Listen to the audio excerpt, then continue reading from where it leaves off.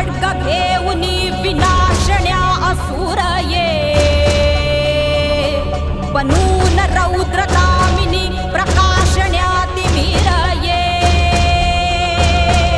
प्रतीक नारी शक्तीचे वैष्णवी महेश्वरी तुझाच अंश राहू दे सदैव माझ्या अंतरी